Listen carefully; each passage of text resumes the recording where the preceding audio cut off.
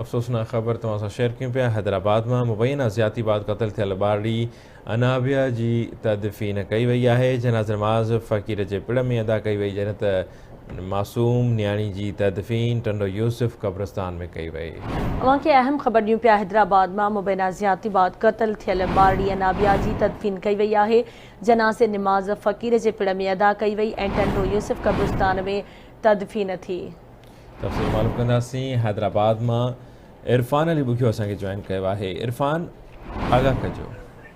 जी, गुज़िर रात सिविल अस्पताल हैदराबाद में पुरस्कार में ज़ख़्मी थियण खां पोइ फोत थियल 5 वरनि जी ॿारड़ी अनाबिया जी तदफ़ीन कई वई आहे। जनाज़े नमाज़ में संदसि वेझनि मिटनि माइटनि ऐं पाड़े वारनि शिरकत कई। ॿारड़ी जी जनाज़े नमाज़ फ़क़ीर जे पिण में अदा कई वई, जॾहिं त तदफ़ीन टंडे यूसुफ जे कब्रस्तान में कई वई। तव्हांखे ॿुधायूं त गुज़िर रात सिविल अस्पताल में 5 वरनि जी ॿारड़ी अनाबिया फोत थी वई हुई, जंहिंजे वारसनि जो मौक़िफ़ आहे त खेसि ज़्यादतीअ बाद क़त्ल कयो वियो आहे। पर पुलिस इन हवाले सां पुलिस जो मौक़िफ़ आहे त 2 ॾींहं अॻु ॿारड़ी जे वारसनि पुलिस खे ॿुधायो हो त ॿारड़ी सीढ़ी तां किरी ज़ख़्मी थी पई हुई, जंहिंखे इलाज लाइ सिविल अस्पताल मुंतक़िल कयो वियो हो। ॿारड़ी जो मेडिकल कयो वियो, जंहिंजी अञा रिपोर्ट न आहे अची सघी। जी ठीक है, महिरबानी इरफान तफ़सील खां आगाह करण जे लाइ।